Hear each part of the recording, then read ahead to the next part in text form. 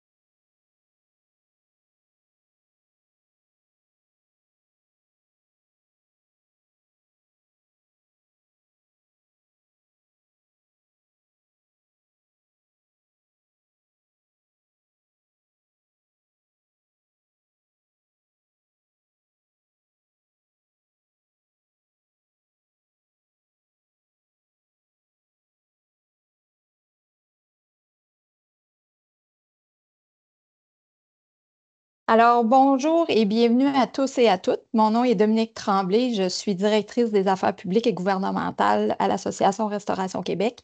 Il me fait plaisir de vous accueillir pour ce webinaire intitulé Les informations essentielles sur le congé de TPS pour votre établissement.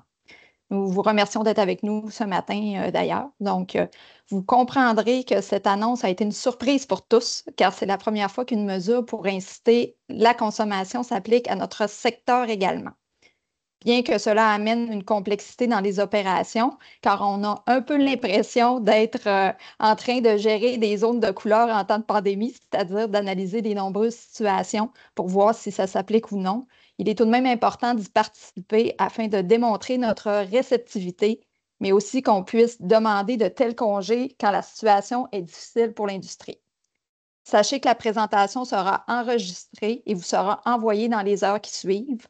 Vous recevrez également un sondage de satisfaction. Nous vous remercions de bien vouloir le remplir afin de nous aider à améliorer pour nos représentations futures. Donc, je vous laisse maintenant avec Martin Vézina, vice-président aux affaires publiques et gouvernementales, qui vous fera la présentation principale. Bon webinaire. Alors, bonjour tout le monde. Ça me fait plaisir d'être avec vous aujourd'hui pour ce webinaire sur le congé de TPS. Aujourd'hui, le webinaire va porter, je vous dirais ça, trois éléments là, vraiment importants. Là. Ça va être vraiment trois objectifs suivants que vous voyez. Donc, connaître précisément les biens et les services couverts par le congé de TPS, comprendre les différents critères entourant le congé de TPS et avoir de l'information sur les possibilités pour intégrer les changements là, dans un système de points de vente ou mieux connu pour tout le monde, on pourrait dire un POS. Donc, on a quelques petites informations, des vidéos qu'on pourra vous présenter et que vous pourrez consulter là, par la suite. Avant de tomber dans le vif du sujet, je vais juste vous donner la procédure pour poser vos questions. Nous avons prévu une période de questions d'au moins 15 minutes et on va tenter le plus possible de répondre à l'ensemble de vos questions. Alors, pour poser une question pour poser une question, vous voyez sur la barre du haut dans Teams, vous avez une fonction Q&R avec une petite bulle avec un point d'interrogation. Si vous cliquez dessus, vous allez voir à votre droite, il va y avoir une bande qui va apparaître et il va y avoir un champ pour écrire votre question. Vous cliquez ensuite par la suite là, sur le bouton mauve là, qui dit de demander et nous allons recevoir vos questions. Nous tenterons le plus possible de répondre à vos questions. Si jamais il se pourrait que nous n'ayons pas la réponse, ben, on va la prendre en note et on va revenir à l'ensemble du groupe dans une autre communication pour vous donner la réponse quand on va l'obtenir du ministère des Finances du Canada. Si on regarde au début, quel premier élément qu'on va s'attaquer? Ben, c'est les produits ou articles, selon le projet de loi, là, on parle d'articles, qui sont admissibles au congé de la TPS. Je sais, la première question que tout le monde se pose, c'est est-ce que ce congé de taxe-là s'applique à moi? On peut parler des bars, des restaurants, restaurants d'hôtel, salles de réception, traiteurs, restaurants dans une station de ski, restaurants dans un salon de quilles, ou bar dans un salon de quilles. Est-ce que tous ces gens-là, est-ce que ça s'applique à moi, ce congé-là? Alors, la réponse est assez simple, elle est oui. Pourquoi? Parce qu'on ne parle pas de lieu au niveau du congé de taxe ou un commerce précis, on fait référence à des articles, donc à des produits, à des biens ou même des services dans le cas de la restauration qui sont couverts par le congé de taxe. Je vais prendre un exemple qui est plus dans le secteur du détail, mais ça va vous donner quand même une bonne compréhension à cet effet de voir pourquoi c'est une fourniture et non un commerce. On prend les magasins de sport. Dans le projet de loi, c'est indiqué que les jouets et les jeux sont admissibles au congé de taxe. C'est 20 de leur commerce, peut-être, à peu près. Mais les équipements de sport, eux, ne sont pas admissibles au congé de taxe, donc on doit facturer la TPS sur tous les produits. Donc, même si la majorité des trucs qu'ils vendent sont assujettis encore à la TPS, mais ils doivent quand même appliquer ce congé pour les produits qui le sont. Donc, on pourrait parler de d'autres éléments. Là, je vous donne l'exemple de jouets et des jeux. Si on regarde après pour le, dans le projet de loi, ben, vous voyez, on va référence, vous voyez le libellé de ce que c'est. Donc, la fourniture, sauf une fourniture exonérée, bon, ça, on parle de d'autres éléments plus médicaux, on ne s'en préoccupe pas. Effectué au plus tard à la fin de la durée admissible, on va voir plus tard, c'est autour du 14-15 février, d'un service qui consiste à fournir, à préparer et à servir des aliments, des boissons non alcoolisées ou des boissons admissibles. Bon, là, vous voyez, il marque à l'exclusion des aliments. On va faire ça simple. Cette exclusion-là veut dire produits de cannabis. Au Québec, ce n'est pas vraiment un enjeu puisqu'il n'y a pas de restaurant qui peut vendre des produits à base de cannabis au Québec. Donc, c'est plus pour les autres provinces, cet élément-là. Donc, on parle des boissons et des aliments destinés à la consommation humaine, y compris un service de traiteur que les aliments et les boissons soient consommés ou non sur le lieu où ils sont préparés ou servis. Vous voyez, dans tout ça, on parle vraiment de fourniture de services, de préparation et de service du repas. C'est ça l'élément central. On ne marque pas le mot restaurant, on ne dit pas un bar, on ne dit pas un restaurant, on ne dit pas un traiteur. Oui, on dit traiteur, mais la mention de traiteur, c'est que c'est pas nécessairement vrai qu'un traiteur fait le service. C'est-à-dire, peut-être, il va faire des boîtes à lunch, ils vont être détaxés, ces boîtes à lunch-là, mais il n'y a pas un service qui est fait, il n'y a pas de personnel de service qui va accompagner la fonction de traiteur. Donc, c'est pour ça que le législateur a mis ce terme-là de traiteur à ce niveau-là. Donc, quand on regarde tout ça, ben, on voit vraiment qu'on est dans la fourniture d'un service. Donc, c'est pour ça qu'on dit, ben, dans l'ensemble, si vous faites une activité de restauration, ben, elle devra être détaxée. Pour les bars, on va le voir, ben, vous vendez des boissons alcoolisées. Ben, si ces boissons-là alcoolisées-là font partie des fournitures admissibles, ben, vous les vendez sans taxe. Si on va plus loin au côté de la nourriture, ça va être assez simple, je vous le dis. Pourquoi? Parce que tous les plats et les aliments sont admissibles. Donc, vraiment, quand on voit la définition, on n'a pas déterminé un aliment. Il ne faut pas que ce soit juste du poisson. Tous les aliments sont possibles et sont détaxés. Donc, ça, c'est assez simple pour nous à ce niveau-là. Donc, tout ce qui est côté nourriture est admissible au congé de taxe. Je dirais qu'il y a des exceptions qui apparaissent. Là, je vous ai parlé de tous les produits à base de cannabis, mais il y a aussi les suppléments alimentaires qui ne sont pas vraiment quelque chose qui est dans notre secteur. Je pense que le seul élément, peut-être pour certains d'entre vous, qui pourrait être important à savoir, c'est que si ça vient d'un aliment d'une distributrice automatique, elle demeure encore taxable. Donc, dans ce cas-là, il n'y a pas de détaxe. Vous n'allez pas avoir à aller programmer votre machine de distributrice pour enlever la taxe. Ça demeure, comme c'est toujours le cas, un prix inclus avec taxe. Si on regarde maintenant les produits, les boissons non alcoolisées, ben, je vous dis, c'est encore aussi simple. Tous admissibles au congé. Donc, tout ce qui est boissons non alcoolisées vont toutes être détaxées à 0%. Encore là, je vous parle des mêmes exemptions qu'on a parlé précédemment, notamment le concept de distributrice. Encore là, pour ce qui est des boissons non gazeuses, mettons que vous avez une distributrice dans votre établissement, vous n'avez pas à aller faire les manipulations pour changer la programmation pour enlever un prix hors taxe, donc détaxé à 0% pour la TPS, ça demeure tel quel. Là, je vous dirais peut-être des éléments qui changent un peu, c'est au niveau de l'alcool. Et vous voyez, on a une liste ici de qu'est-ce qui est détaxé. Et je vous dirais, on a eu un enjeu, puisque la communication du ministère des Finances, quand ils ont annoncé ce congé de taxe-là, ont emmené beaucoup d'incompréhension. Beaucoup, c'est de la faute du ministère que, disons, mal écrit son document d'information. Parce que vous vous le rappelez bien, là, puis peut-être plusieurs encore, cette image-là dans la tête que OK, c'est les bières en bas de 7 qui sont admissibles seulement au congé de taxe, puis le vin en bas de 7 donc finalement pas le vin, parce qu'il y a très peu de vin en bas de 7 pratiquement pas.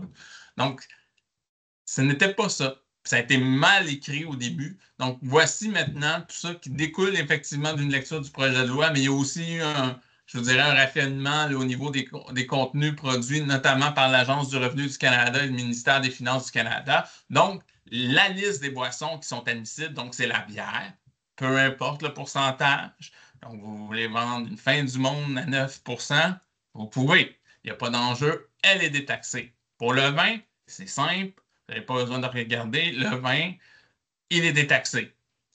Le vin fortifié, qui est un vin qu'on a mis un peu plus, qu'on a fait un processus de fortification, peut-être un peu spiritueux, tant qu'il est en bas de 22,5 par exemple, on pourrait parler du Porto, du Xérès, Marsala, du Muscat, du vin de glace, mais s'il est en bas de 22,5 il est détaxé à zéro. Même chose pour le saké. Donc, vous pouvez voir à ce niveau-là, regardez, je pense, grosso modo, la majorité vont être, la grande majorité vont être en bas de ce pourcentage-là. Donc, vous allez pouvoir les détaxer relativement facilement. Dans les autres alcools, tout ce qui est cidre, hydromel aussi est détaxé. Les alcools à base de malt, on parle beaucoup des couleurs, peut-être moins, c'est moins notre secteur, plus que le secteur du commerce de détail alimentaire qui ont ces éléments-là d'alcool à base de malt là, au niveau des couleurs, puisque le permis d'épicerie ne leur permet pas d'avoir de spiritueux. Mais si jamais vous vendez ce type de boisson, donc des boissons faites avec de l'alcool comme on dit, ben, il est détaxé à zéro, comme la bière, comme l'équivalent de la bière. Et l'autre élément, ben, les prêts à boire à base de spiritueux de moins de 7 Quand on parle prêt à boire, ça vient dans une canette, ça vient dans un emballage. Ce n'est pas quelque chose que vous avez mixé. Est-ce qu'on va le voir maintenant avec la prochaine diapositive? Pour ce qui est des spiritueux, ben, les spiritueux, et c'est là le seul élément que vous direz pratiquement qui demeure taxé pour la TPS, ben, c'est ça, c'est les spiritueux. C'est autant pour la bouteille, pour ceux qui font peut-être parmi vous du service à la bouteille, mais aussi des shooters et peut-être quelque chose qui est plus global pour tout le monde, les cocktails à base de spiritueux préparés sur place. Donc, tous les cocktails que vous préparez dans votre établissement, ben, ils vont demeurer taxables dès qu'il y a un once de spiritueux qui y est ajouté.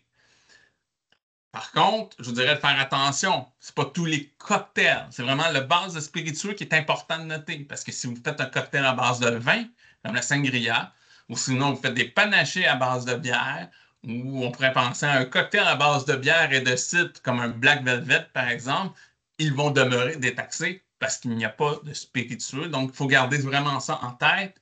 C'est vraiment le spiritueux qui est l'élément qui fait que ça demeure taxable comme aliment, comme boisson ici. Donc, vraiment, donc, dans votre analyse, dans votre réflexe, dans votre analyse de tout votre contenu, ben, c'est vraiment ça. La question à se poser, c'est toujours est-ce que c'est fait à base de spiritueux? Aussi, mais comme on l'a vu dans le diapo précédente, il y a une exemption, ou en tout cas une exception à ça, qui est les cocktails, comme je vous ai dit, prêts à boire dans une canette. Donc, si vous avez ce type de produit-là, notamment en livraison, ben, vous avez des prêts à boire dans une canette à base de spiritueux et qui sont à moins de 7 mais eux vont demeurer, vont être admissibles au congé de TPS et ils pourront être détaxés à zéro. Si on va maintenant euh, d'autres choses pour les biens, mais il y a des éléments aussi qu'on voulait vous parler au niveau des forfaits et des contrats. Certains, peut-être d'entre vous, ont ce type de modèle-là. Donc, il y a des clarifications à apporter sur ce qu'est-ce qui est taxable ou pas. Dans le premier cas, on a les contrats. Vous dites que dans un contrat, ben, vous déclinez autant les frais de location, vos frais de bouchon, frais de service, c'est-à-dire les frais d'employé, donc vous facturez au client, des frais pour mettre des serveurs sur le plancher, tout ça, des frais d'équipement et vous avez des frais de repas. Si c'est bien tout bien identifié un par un, puis c'est des frais qui sont uniques chacun, donc bien identifiés et ligne item par item, alors là, pour ce qui est du repas, vous pourrez les détaxer, vous devriez les détaxer à 0% parce qu'ils sont admissibles au congé de taxes. Par contre, les autres frais vont demeurer taxés à 5% pour la TPS. Donc, ça va être vraiment ça au niveau des contrats, de bien regarder item par item. Si jamais vous avez vendu des forfaits, alors là, dans le cadre d'un forfait, et c'est ça la nature au niveau fiscal, c'est toujours de regarder c'est quoi la nature essentielle de ce forfait-là. Pourquoi les gens vont acheter ce forfait-là? Prenons un exemple. Vous êtes dans une station vous avez pris un forfait dans une station de ski, vous offre des billets de remontée mécanique et il est accompagné d'un repas. Ben, dans la logique, le client, il n'est pas nécessairement venu pour le repas que vous donnez en soirée ou le dîner ou le lunch que vous payez le dîner. Il est venu parce qu'il veut faire du ski dans la montagne. Là, dans ce cas-là, c'est une activité sportive qui est taxée, donc le forfait va être taxé. Même chose si on prend l'exemple d'un spa. Les gens prennent un soin, donc peut-être massage avec un accès avec des bains thermiques, mais il y a aussi un repas qui est inclus dans le forfait. Mais la raison que les gens viennent, ce n'est pas nécessairement le repas, c'est pour avoir accès aux soins, possiblement aux bains. Donc, dans ce cas-là, ben, on les taxe ou non. Si vous avez, par contre, de l'autre côté, juste un forfait qui contient que des repas ou qu'un repas et que, par exemple, vous payez un digestif qui est inclus, ben, la majorité du forfait, c'est le repas, les aliments, puis même s'il y a un élément de digestif qui est à base de spiritueux, qui est offert dans votre forfait, là, vous ne vous cassez pas le bessic à dire, bon, OK, là, combien vaut le spiritueux, mon digestif, puis je vais taxer juste cet élément-là. Non, dans ce cas-là, le forfait est détaxé à 0% au complet. Je vous dirais aussi, par contre, on va regarder d'autres critères, parce qu'il y a des éléments aussi essentiels à penser à un forfait pour savoir s'il est détaxé ou non, et on va le voir aussi un peu plus loin. Il nous reste un dernier point où on est incertain encore à la RQ et qu'on attend des compléments d'information auprès du ministère des Finances du Canada. Ce sont pour ceux qui font des frais de service obligatoires. Donc, le pourboire contrôlé obligatoire, donc vous facturez le pourboire aux clients de façon obligatoire. Dans ce cas-là, on ne sait pas si ça rentre dans l'élément que je vous ai écrit, le long paragraphe là, de fourniture de préparation alimentaire et de services. Donc, on attend des confirmations de leur part sur ce point-là. Et évidemment, là, dès qu'on va avoir une confirmation, là, pour tous ceux qui se sont inscrits au webinaire, là, nous ferons une communication pour que vous soyez informés là, de la réponse. Comme je vous ai dit, on va aller voir des critères. Ben voici, on est rendu aux critères d'application. On a maintenant vu ce qu'étaient les biens, donc c'est relativement simple au niveau des biens admissibles. Voyons maintenant plutôt plus en détail les critères d'application du congé. Ben, en premier lieu, je vous dirais que c'était un peu à titre de rappel parce que ça a été bien couvert au niveau médiatique, mais la période visée de ce congé est bien du 14 décembre au 15 février. Puis on va le voir un peu plus loin, mais je sais que ça va être une question. Quand faire le changement au 14 décembre? On va en parler un peu plus loin à ce niveau-là, de quand faire le changement le 14 pour les cas où, mettons, vous êtes en opération de minuit à 3 heures. Donc, on va en discuter un peu plus. Je vous dirais, il y a une autre condition qui est aussi très importante pour notre secteur et vous la voyez à l'écran. Donc, ça veut dire que, vous voyez, il faut que la contrepartie de la fourniture est payée au cours de la durée admissible. Donc, ça veut dire entre le 14 décembre et le 15 février, il faut qu'il y ait un paiement qui soit fait, il faut que le paiement soit fait dans cette période-là. Et B, il faut que le service soit rendu entièrement au cours de la durée admissible. Donc, ça veut dire ça veut dire que la prestation de service a été faite durant la période. Donc, c'est deux conditions bien importantes, puis on va vous emmener comment on peut voir ça dans différentes applications. Notre premier cas figure peut-être des paiements partiels et des dépôts. Donc, si on se base à ce qu'on vient de voir, ben, il faut que les paiements, même s'ils sont plusieurs, quand on parle de paiement partiel, ça veut dire que vous avez dans votre contrat plusieurs versements à faire. Donc, si tous les versements, il faut que tous les versements soient faits entre le 14 décembre 2024 et le 15 février 2025. Si on sort, s'il y a des paiements qui sont faits avant ou après cette période, ils demeurent taxés pour l'ensemble du contrat en tant que tel. Cependant, il y a une exception. Si c'est les dépôts. Si un dépôt a été versé avant le 14 décembre 2024, l'article sera toujours admissible, donc le service ou le repas ou le contrat que vous avez fait, pourvu que les deux conditions que vous voyez à l'écran soient remplies. C'est-à-dire que le montant restant ou l'ensemble du montant va être payé pendant la période admissible, donc 14 décembre au 15 février. Et il y a eu vraiment le service qui a été fait entre le 14 décembre et le 15 février. Donc, il faut vraiment aller là. C'est ça la question que vous posez. C'est à l'exception des dépôts qui peuvent être faits avant la période du 14, il faut que tout le reste, c'est-à-dire la prestation de service et les paiements, soient faits dans la période de 2 mois. Comment appliquer le congé de taxe? En fait, si on se base sur les lois, c'est assez simple. Je dirais que c'est plus la programmation qui est plus compliquée. Parce que si je regarde la loi, il me dit juste de vous mettez à zéro la TPS sur les produits admissibles. Donc, on va voir plus loin. Là, on sait qu'il y a des enjeux. On vous a donné quelques outils au niveau de la programmation. On va en parler un petit peu plus loin. Autre élément qui est important, le congé s'applique autant pour des entreprises clientes que des particuliers. Il n'y a pas de différence. Donc, si vous avez fait pendant un party de Noël, vous avez un contrat avec une entreprise, ben, il est admissible à ce congé de taxe tant, et on se rappelle la diapo précédente, que le paiement et la prestation de service a été fait dans la période de 2 mois visée par le congé de TPS.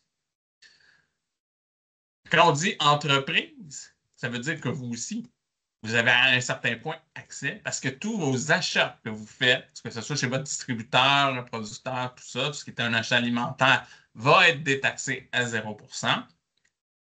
Quand vous allez aller à la SAQ, la même chose à partir du 14 décembre, en dehors des spiritueux, tout le reste sera détaxé à 0% aussi lors de vos acquisitions à la SAQ pour ce qui est de vin.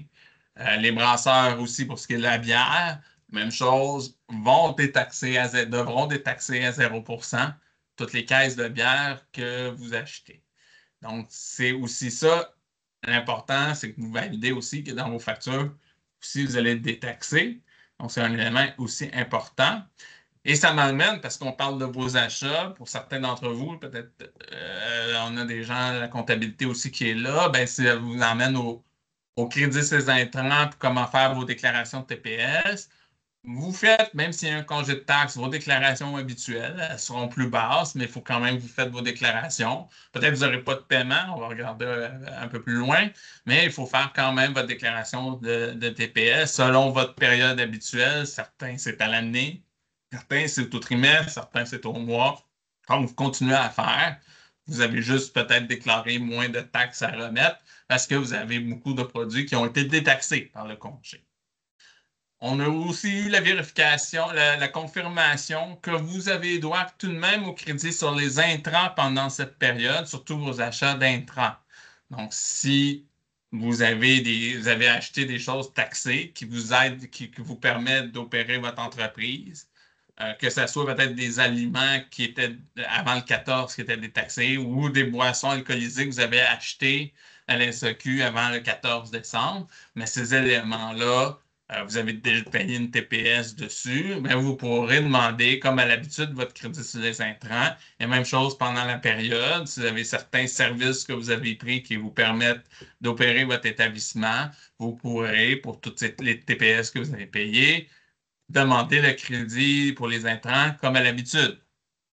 Dans le cas, parce que comme pour plusieurs d'entre vous, avec tous le congé de taxes touche la presque totalité de nos produits, bien, dans le cas où vos crédits vont être plus supérieurs à vos taxes déclarées, bien, vous pourrez obtenir un remboursement de l'ARC qui va être plus grand, parce que souvent, ce qui arrivait, c'est que les crédits ces intrants ne compensaient pas nécessairement les taxes que vous avez perçues. Mais dans ce cas-ci, comme on va avoir un congé de taxe de 2 mois, mais il se pourrait que ça soit le cas. Et dans ce cas-là, ben oui, vous pourriez obtenir un remboursement parce que vos crédits seront supérieurs aux taxes déclarées. Maintenant, autre question, quand faire le changement? Bon, c'est présumé que le changement va se faire le 14 décembre. Et là, la question, puis on la voit dans le diapo, qu'est-ce que je fais quand j'ai des clients entre minuit et 3 heures? Bon, techniquement, oui, vous devriez faire les changements à minuit, hein, ou en tout cas dans la nuit pendant que vous êtes fermé ou avant que vous ouvrez. C'est peut-être la meilleure façon de faire. Mais si vous êtes ouvert, regardez, si vous percevez des taxes pendant cette période-là et que vous les déclarez, que vous les versez à l'Agence du revenu du Canada, l'Agence du revenu ne débarquera pas chez vous en vous disant que vous n'auriez pas dû le faire, puis on va vous faire une sanction pénale. Non, tant et aussi longtemps que vous déclarez la TPS et que vous avez perçu, que vous la versez au gouvernement, il n'y a pas d'enjeu. C'est plus une question de relation client. Donc, ça veut dire il y a des clients qui pourraient vous demander, exiger que la TPS leur soit remboursée. C'est là que c'est peut-être expliqué, dire on ne peut pas changer les appareils. Donc, pour cette période-là, malheureusement, on, on- on va être obligé de le faire parce qu'on ne peut pas à minuit une, le temps que ça va nous prendre, on ne peut pas détaxer. Donc, il va y avoir un peu de lousse là-dessus.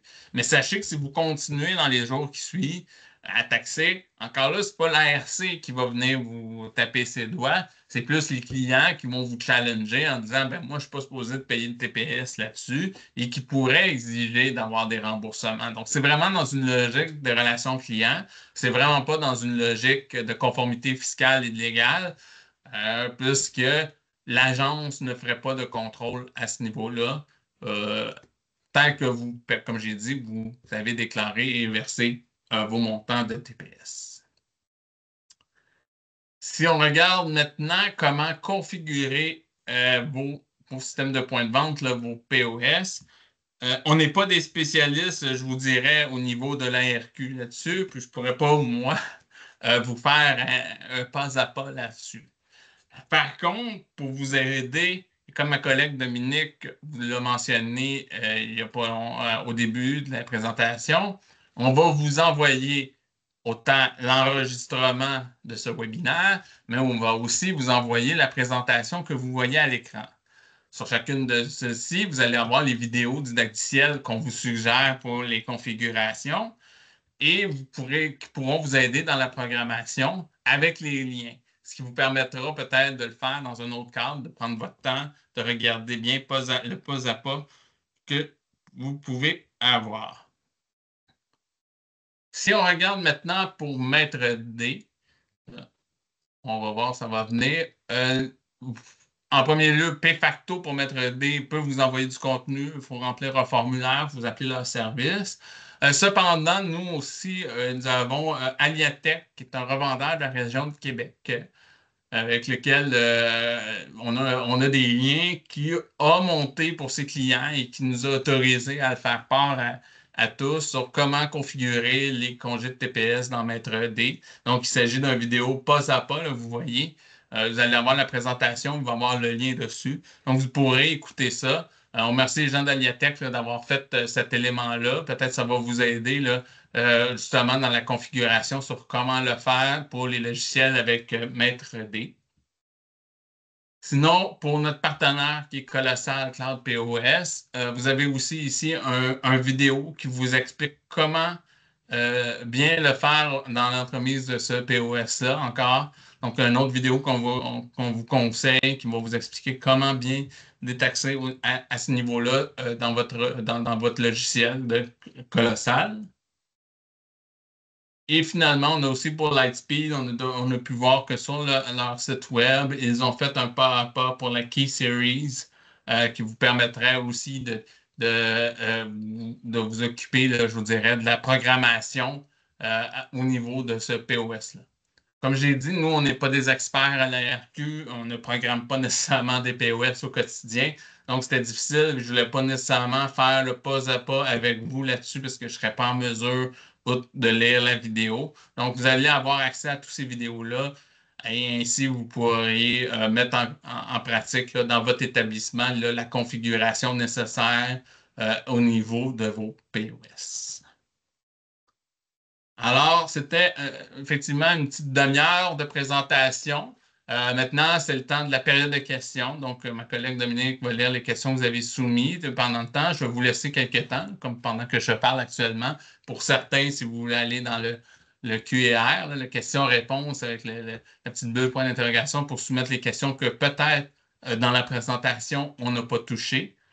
Comme je l'ai mentionné, il se pourrait que je n'aie pas la réponse. Regardez, on va regarder, c'est toujours au cas par cas. Mais dans tous les cas, nous allons prendre en note euh, vos questions et on va vous revenir là, dans une communication subséquente à tous. Alors, Dominique, je vais te laisser voir si on a des questions. Oui, on a eu vraiment plusieurs questions. Donc, OK. je vais y aller je vais commencer par les premières qui ont été posées en webinaire. En fait, je vais répondre à une, mais tu viens de donner l'information. Il y a beaucoup de gens qui nous demandaient est-ce que la présentation va être disponible. Donc, oui, on vous l'a dit, attendez quelques heures. Bien, on va essayer de faire ça le plus vite possible. C'est juste le temps qu'on ait l'enregistrement du webinaire qui soit déposé sur notre chaîne YouTube et tout ça. Bien, à ce moment-là, on va avoir le lien pour la présentation, le PDF visuel, la présentation elle-même que vous allez pouvoir revisionner. Et puis, on va vous envoyer aussi un sondage de satisfaction. Donc, on veut mettre ça tout dans le même courriel, dans le fond, pour pas que vous ayez plusieurs courriels différents. Donc, si ça va suivre, inquiétez-vous pas. Donc, on va faire les suivis par rapport à ça. Donc, au niveau des questions, nous sommes une salle de spectacle et les ventes de boissons représentent moins de 5 des ventes totales. Dans l'énoncé du gouvernement, il y a cette spécification. Je ne la lirai pas, qu'elle est quand même assez longue, mais tu sais, on avait déjà parlé de ça un peu, de voir si mes ventes taxables n'étaient pas la majorité des ventes, etc., d'aliments et de boissons, est-ce que ça me concerne? Donc, salle de spectacle. C'était un énoncé à l'époque qui avait été écrit, qui n'apparaît plus maintenant sur les documents de l'Agence du revenu du Canada. Il y a peut-être eu des changements entre-temps. Donc, vous vendez des biens. C'est pas, comme je dis, la nature de votre commerce qui fait foi. C'est vraiment le bien. Donc, dans ce cas-là, vous vendez l'alcool et donc l'alcool se doit d'être détaxé selon les Les produits paramètres indiqués, là, admissibles, pas oui. les spiritueux. Cependant, pour tout ce qui est le volet du spectacle, ben ça, vous devez taxer tous ces éléments-là là, à ce niveau.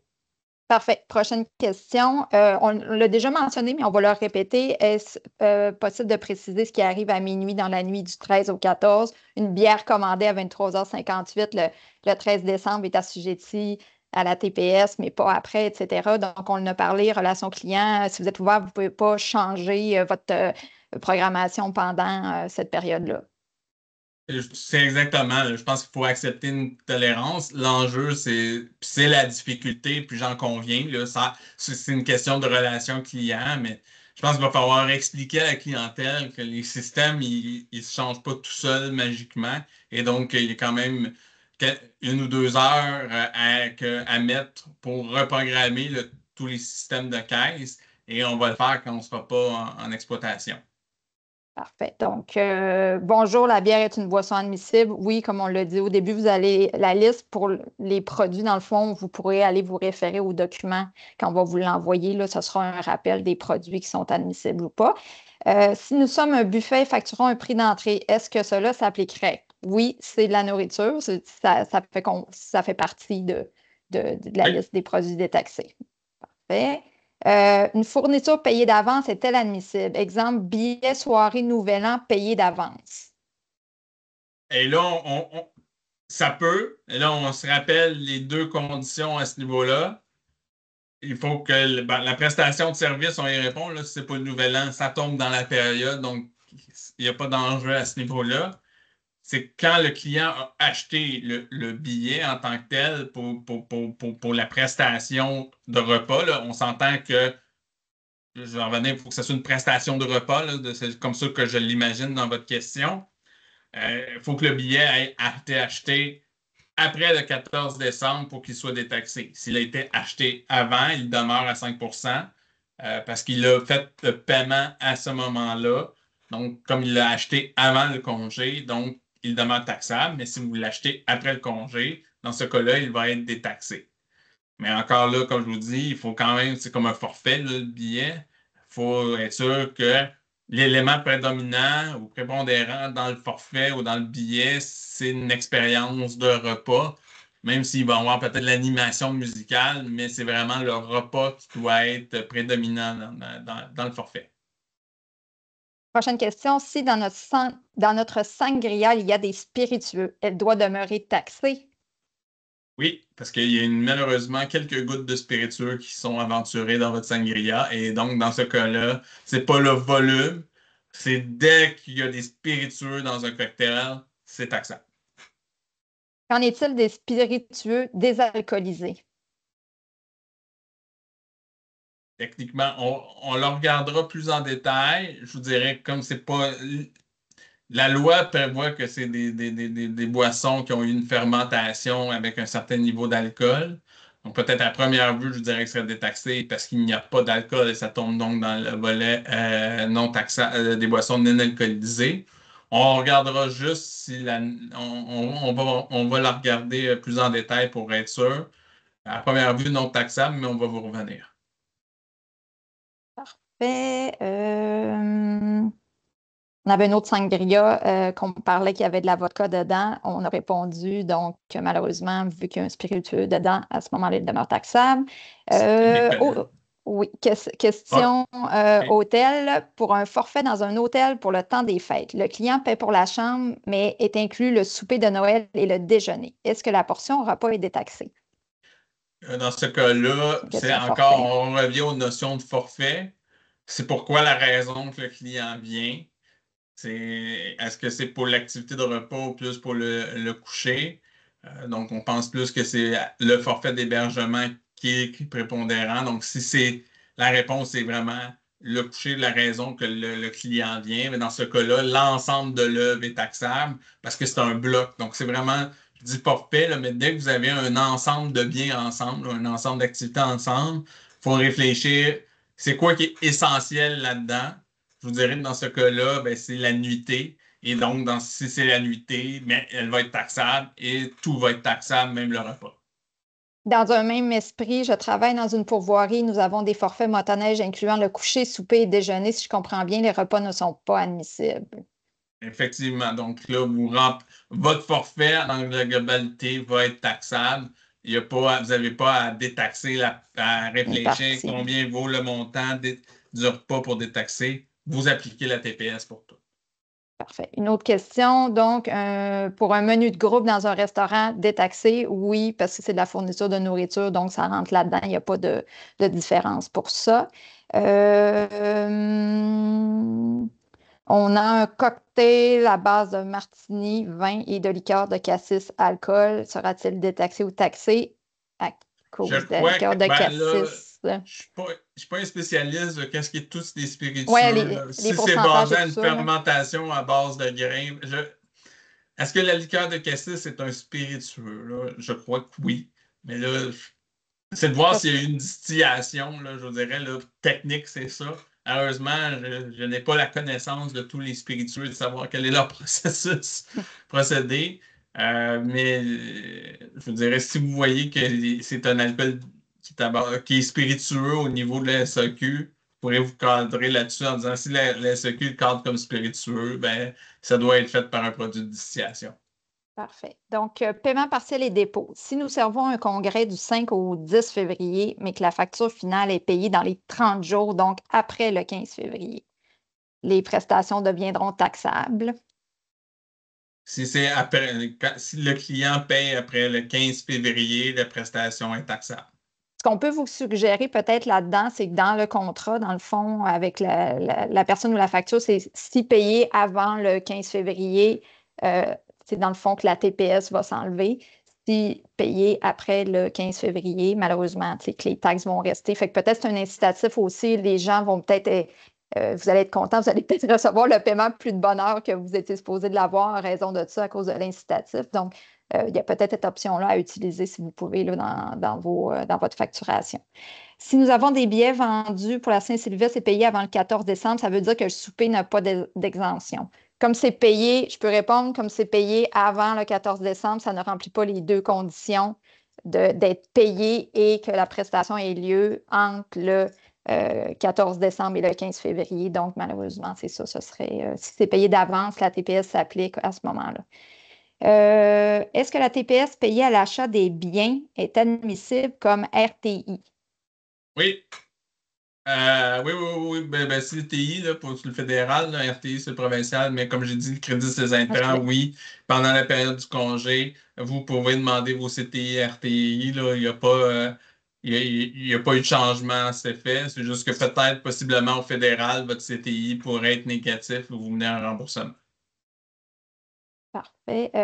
Si le paiement doit être final pour le 13 décembre, selon nos politiques paiement établies 7 jours avant l'événement, mais que le forfait est disponible seulement le 20 décembre et que le client décide d'attendre de payer le 14 décembre pour pouvoir être détaxé, est-ce que c'est admissible? Moi, ma compréhension de ça, en fait, c'est que si vous avez une politique de paiement puis le client ne la respecte pas, ben il n'a pas le droit techniquement à avoir le rabais TPS. Dans le fond, vous avez une entente, puis c'est une politique claire établie. C'est que malheureusement, il y a jusqu'au 13 décembre pour payer. Donc, il n'y aurait pas de droit à payer le 14 décembre parce qu'il sera en défaut par rapport au contrat que vous avez établi. Fait que ce serait ça ma compréhension. Martin, est-ce que...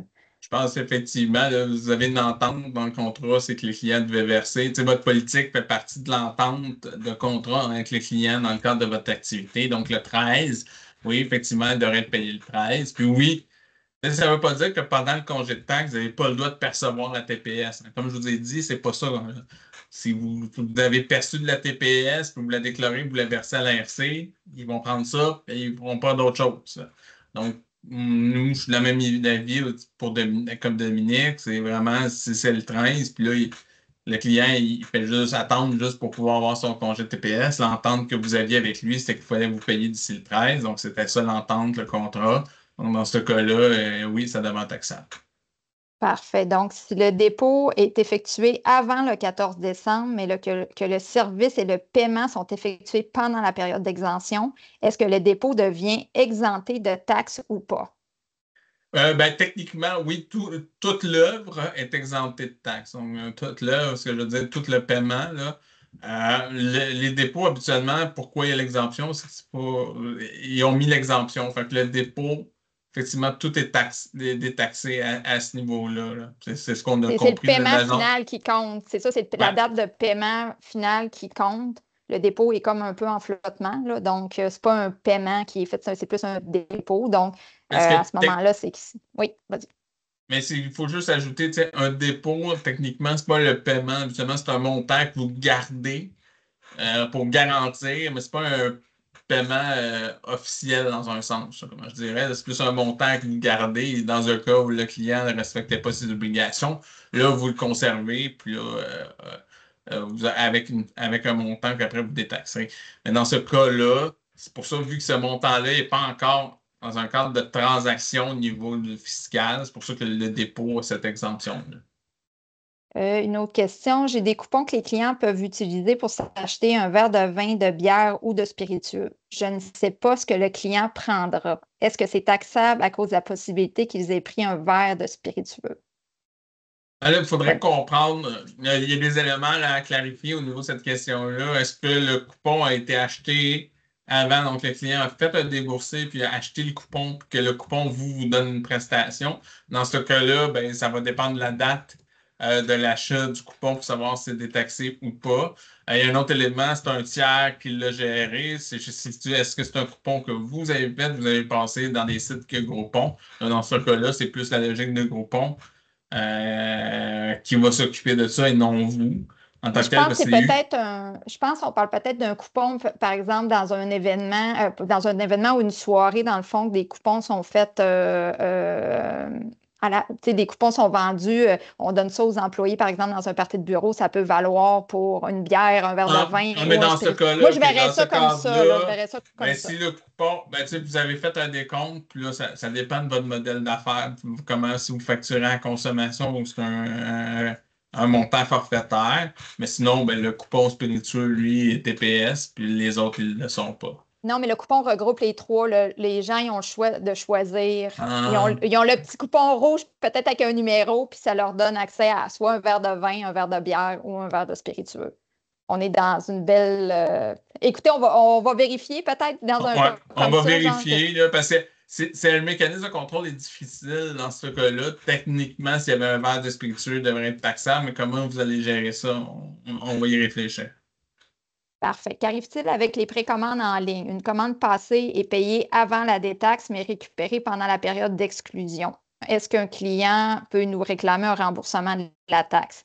Je dirais non, parce que dans le fond, la commande a été faite avant le 14 décembre. Donc, malheureusement, non, il ne pourrait pas vous Ben, réclamer la taxe. c'est ça. Là, on présume que le paiement a été fait avant le Oui, que le 14 paiement. décembre et que le paiement. Oui, Encore, c'est le moment du paiement. Si la commande a été payée avant le 14, regardez, vous ne changez rien, elle est payée, puis vous donnez au client, puis ça reste avec la taxe. voilà. Un achat le 14 février chez un fournisseur ne peut pas être payé avant le 15 février. La comptabilité est fermée samedi et dimanche. C'est ça la question. Un achat le 14 février chez un fournisseur ne peut pas être payé avant le 15 février. Dans le fond, c'est eux s'ils achètent, par exemple, la dernière journée, puis le paiement ne peut pas passer. Techniquement, selon la loi, c'est dans la période de congé. Fait que c'est sûr que c'est quand le paiement a été fait. Là, comme je comprends que c'est un achat, au moins vous avez toujours votre crédit sur les intrants là, qui vous rembourse cette partie de taxe que vous avez payée. Puis ça va être vraiment le fournisseur à établir, lui, que si il ne prend pas le paiement de 14, il devrait vous facturer à TPS. Mais si c'est votre fournisseur, c'est lui qui s'en occupe. C'est lui qui va avoir le problème si jamais il vous a taxé ou non. Puis c'est à vous de voir à ce niveau-là. Mais le paiement, techniquement, si on lit, la loi, c'est pour que le paiement soit avant la date. Technique. C'est ce que j'ai la compréhension. Si j'ai un banquet le 15 décembre, mais payé le 21 mars, il se passe quoi? Techniquement, comme on a dit, il faut les deux conditions. Donc, le banquet a lieu le 15 décembre, il serait admissible, mais le paiement devrait se faire avant le 15 février. Donc, à ce moment-là, se faire jusqu'au 15 février. Donc, il y a une des deux conditions, malheureusement, qui n'est pas respectée. Fait que techniquement, ça ne serait pas applicable.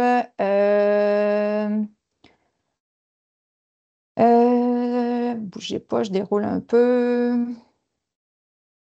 Pour une chaîne de restaurants qui s'approvisionne auprès de distributeurs alimentaires, la SAQ, ce distributeur doit me vendre les produits détaxés ou c'est mon entreprise qui doit demander le crédit par la suite? Pas certaine d'avoir bien compris. Techniquement, le fournisseur a la même obligation que vous, que c'est lui qui doit détaxer ses produits qui sont admissibles. Donc, techniquement, ça devrait être fait. Au niveau de la SAQ, ça sera fait par la SAQ. Les distributeurs aussi là, devraient détaxer pour les produits admissibles. Là. Ça s'applique à tout parce que la communication de l'Agence du revenu est très claire, ça s'applique autant en vente en gros qu'en vente en détail. Donc, c'est sûr que les fournisseurs devront aussi faire le travail de détaxer les produits qui sont admissibles. Une question item admissible. Open bar, cocktail à base de vin mais avec alcool. Ça, on le dit, les cocktails avec de l'alcool, avec du spiritueux ne rentreraient pas dedans. Frais de bouchon, mini-bar. Le frais de bouchon est un frais de service.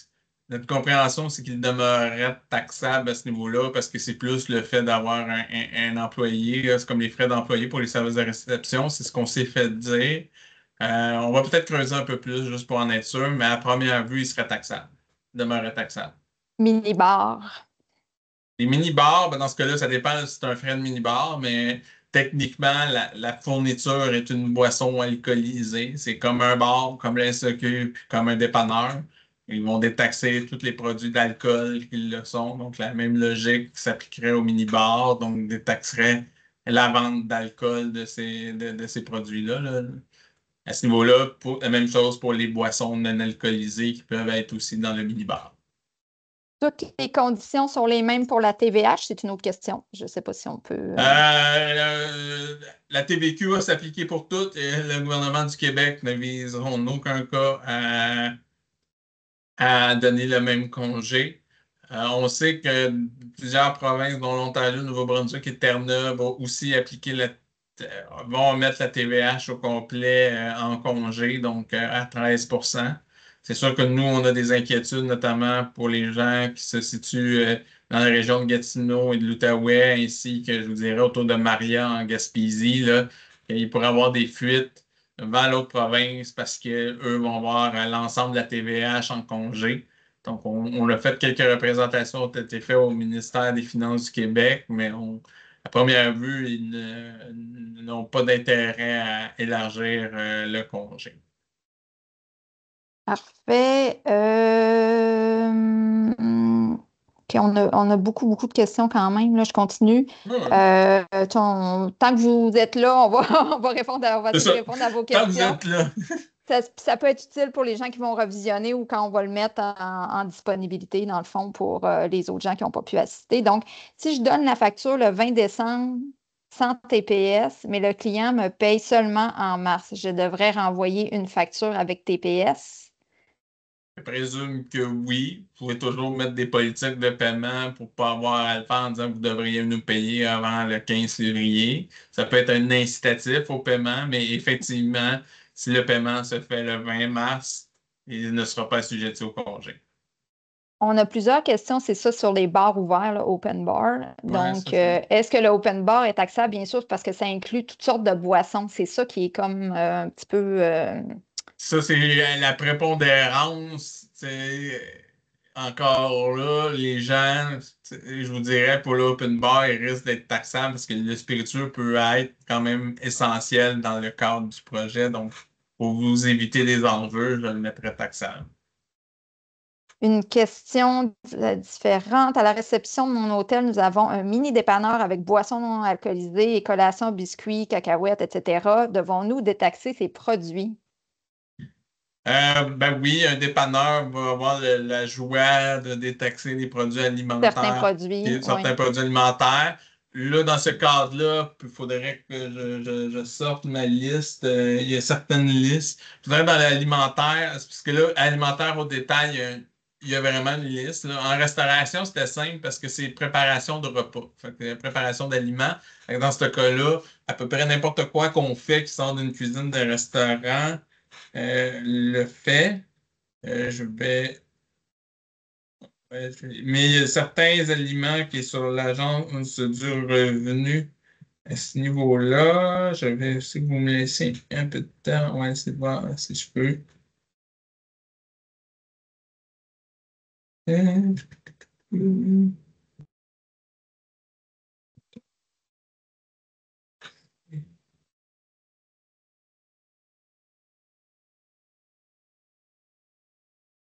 bon.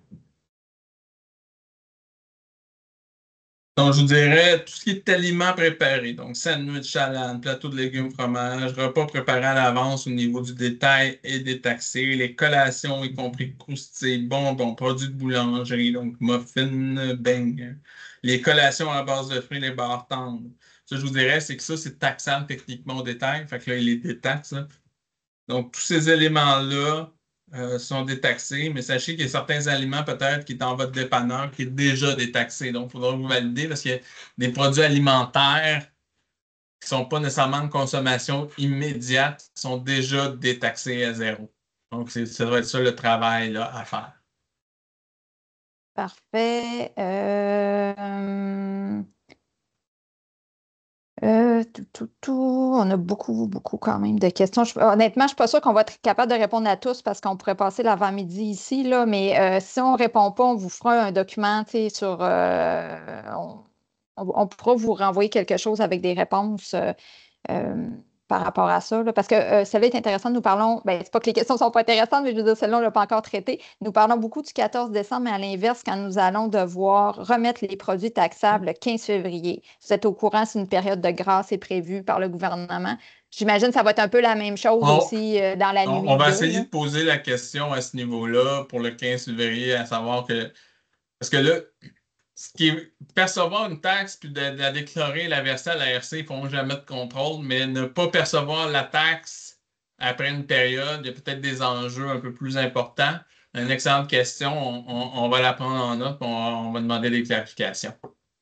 Un dépôt pour un groupe entre le 14 décembre et 15 février, que le service est pour après le 15 février, est-ce taxable? Oui, parce que si la livraison de si l'événement a lieu après le 15 février, c'est taxable. Les deux conditions ne sont pas remplies au niveau du paiement et de l'événement qui doit se tenir dans la période prescrite. Ensuite, la vidéo de programmation pour Maître D pourra également s'appliquer au POS Vélos. Faudrait que je demande aux gens d'Aliatech, là. Attendez, je ne suis pas un spécialiste. Des fois, ils sont proches l'un l'autre. Regardez-le, la vidéo, voir si ça fonctionne. Nous, je poserai la question aux gens, voir si ça le sont. Pour le moment, nous, on pense que c'est Maître D, mais comme ils ont des parentés proches, mais là, c'est Maître D, il se pourrait que ça fonctionne. Pour faire le changement, est-ce qu'on peut le faire à 15 heures la veille, soit le 13 décembre, pour éviter un bug informatique? Vous pouvez le faire, mais techniquement, vous êtes dans l'obligation de percevoir de la TPS pendant cette période-là. Si vous êtes fermé, vous pouvez le faire n'importe quand, là. C'est tant que vous ne percevez pas de fourniture taxable pour la période, il n'y a pas d'enjeu, vous pouvez le faire la veille à 15 heures. Mais vous ne pourriez pas ouvrir parce que techniquement, vous allez avoir des fournitures taxables à facturer le 13. Mais vous pouvez faire un test, mais ça va vous demander de tout refaire pour si vous ouvrez le vendredi 13. La loi est passée au Parlement, mais a-t-elle été votée au Sénat? Juste à être certain que nous ne faisons pas tout ceci pour rien. Vous ne faites pas ceci pour rien, puis il faut vous l'expliquer pourquoi. Elle est toujours au Sénat, là. Hier, j'ai regardé, puis il était au comité sénatorial, là. Il y a de bonnes chances que ça sorte du Sénat, et je vais vous dire ceci. L'Agence du revenu du Canada a bien indiqué dans un document d'information elle allait, elle avait avoir la présomption que la loi a été passée. Donc, ils vont l'appliquer tout de même, même si la loi n'aura pas fait tout le processus parlementaire. Donc, non, vous ne faites pas ça pour rien. De toute façon, il serait étonnant que le Sénat vote contre. Ça a déjà passé plusieurs étapes au Sénat. Là, ils sont plus dans l'étude détaillée quand j'ai regardé hier. Mais à mon avis, tout devrait être fait pour le 14. Et si ça dépasse le 14, l'Agence du revenu va opérer le congé de taxe comme si la loi était adoptée. Tous les produits achetés en prévision de la vente mais non vendus sont-ils applicables? Tous les produits achetés en prévision de la vente mais non vendus. Ben, Donc, achetés avant la période. la compréhension que j'ai de la question, c'est-à-dire ce que vous avez acheté pour faire alimenter votre commerce, dans ce cas-là, si vous l'avez acheté au moment, votre fournisseur va l'avoir détaxé, puis à ce moment-là, ben, vous ne demanderez pas crédit d'intrant parce que vous n'avez pas de taxe, vous n'avez pas payé de taxe, mais ça va être ça, avec le fournisseur qui va vous détaxer là, à ce moment-là. Même qu'elle Nos, soit a- utilisée ou non, là, c'est de l'achat à ce moment-là, là. nos achats d'alcool pour les fêtes ont déjà été faits pour nos ventes en boutique ou en accompagnement d'un repas. Peut-on être remboursé pour ces achats si les ventes sont faites pendant la période du congé? Bien là, les achats ont déjà été faits avant la période prescrite. Donc, techniquement, la TPS, justement, a été chargée et tout ça. Euh, Puis là, ça va dépendre. Si effectivement, c'est vos clients finaux qui l'ont acheté, ben effectivement, comme Dominique dit, ben, la taxe va s'appliquer à ce moment-là, parce que les achats ont été faits avant la date. Si c'est vous qui dites que vous avez acheté à la oui, SAQ, je puis pense que c'est là, vous ça. avez Oui. payé de la taxe, là, dans ce cas-là, vous demanderez, comme à l'habitude, votre crédit sur les intrants là, auprès de l'Agence de revenu, là. Toutes les taxes, je pense que vous le savez, là, les taxes que vous payez quand vous achetez, par exemple, à la SAQ, parce que tout est taxable. Donc, vous pouvez réclamer un CTI, RTI, là, crédit sur les intrants, puis remboursement sur les intrants, de la TPS, la TVQ que vous payez auprès des agences de revenus. Parce que la logique en arrière de tout ça, c'est comme vous avez été facturé des taxes pour votre bien, que vous allez refacturer des taxes une autre fois. Donc, on ne veut pas, le principe fiscal, c'est que le même produit ne doit pas être taxé deux fois. Donc, quand vous l'achetez, vous pouvez rembourser sur vos intrants là, auprès des agences. C'est juste la TPS qui est retirée, une autre taxe. Oui, c'est bien juste la TPS du fédéral. Il n'y a pas d'autres taxes. Vous chargez les autres taxes. Il y a juste la TPS que vous devez retirer. Est-ce qu'un client peut refuser de payer la TPS pour un produit si elle est facturée malgré qu'elle ne devrait pas l'être? La TPS est facturée par erreur au client. Il pourrait le réclamer, vous dire qu'elle n'est pas et qu'il devrait être remboursé pour ça. Quels mécanismes seront mis en place par l'ARC pour faire les vérifications de conformité? À ce jour, aucun mécanisme n'a été mis en place. Par erreur, nous oublions de percevoir la TPS sur un certain produit. Exemple, nous exemptons des spiritueux pendant un moment qu'arrive-t-il? Il n'y aura pas vraiment de contrôle. Ce qui pourrait vous arriver, c'est lors d'un contrôle fiscal plus tard qu'il y a un audit qui se passe, puis que là, ils considèrent que vous avez fait des ventes non taxables pendant le congé. Là, il pourrait avoir peut-être à ce moment-là d'avoir un avis de cotisation vous réclamant la TPS sur ces spiritueux. Mais à ce jour, il n'y a pas de mécanisme. L'ARC ne viendra pas dans vos établissements aller vérifier tout ça. Est-ce qu'on peut charger la TPS à nos groupes de Noël, facture unique, formule bar ouvert et qu'eux demandent le remboursement de TPS? Mais là, dans ce cas-là, si vous êtes capable de dire que votre forfait, comme il comprend des spiritueux, puis que ça reste demeure essentiel dans la partie pour être taxable, c'est vraiment la logique. C'est de dire, s'il y a un verre de spiritueux, ça passe. C'est un digestif, comme j'ai dit, c'est pas la prédominance, mais si on va regarder pour l'open bar là, plus en détail parce que si c'est-tu prédominant ou pas, c'est difficile à dire. On va essayer de voir si on peut faire une confirmation de l'ARC là-dessus, à ce point-là.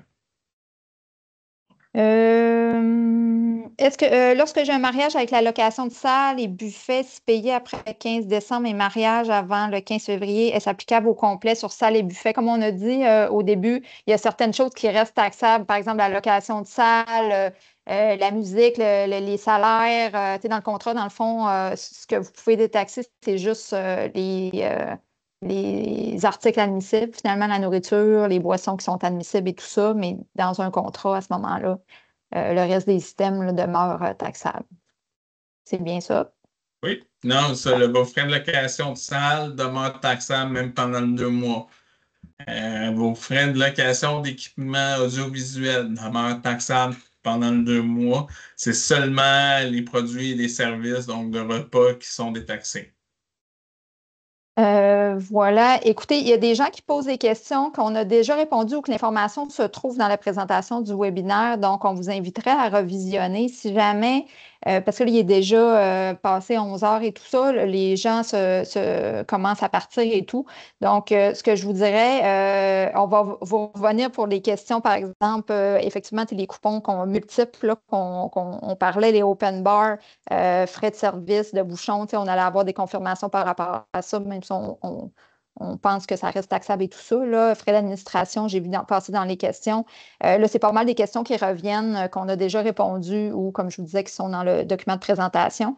Donc, on va aller chercher l'information. On va quand même repasser la liste des questions parce qu'il y en a beaucoup, beaucoup pour voir s'il y a des choses qu'on n'a pas répondu. Puis à ce moment-là, on pourra sortir des informations par rapport à ça. Alors, voilà, je pense que Martin, on pourrait conclure. Puis comme on vous dit, vous allez recevoir l'information par courriel. Donc, je vous répète ce qu'on a dit, mais vous allez recevoir le lien pour le sondage qu'on vous demande de répondre, s'il vous plaît. Vous allez recevoir la présentation, le PDF de la présentation. Vous allez pouvoir vous y référer pour voir qu'est-ce qui est taxable, qu'est-ce qui n'est pas taxable, etc., etc. Et puis, vous allez avoir aussi le lien pour revisionner la présentation au complet, donc comme si vous voulez la revoir ou si quelqu'un d'autre veut la voir dans votre équipe, etc. Donc, ce sera disponible aussi. Donc, merci juste de nous laisser le temps de tout rassembler ça parce qu'on veut vous envoyer juste un courriel pour ne pas vous inonder. Donc, on vous envoie ça le plus rapidement possible. Pour ma part, ben, je vous remercie tous d'avoir été présents. J'espère très fortement que ça va vous aider. Comme on l'a dit, l'application peut être quand même complexe, mais on voulait vous doter des outils pour que ça soit le plus facile pour vous pour ce congé de taxe-là. Si ça marche bien, mais plus tard, quand on va avoir des enjeux d'industrie de style comme la pandémie, tout ça, ben, on va pouvoir aller dire, ben, regardez les congés de taxe, ça fonctionne, puis on est capable de le faire. Donc, je vous remercie d'avoir été à l'écoute, puis à un prochain webinaire sans faute. Merci.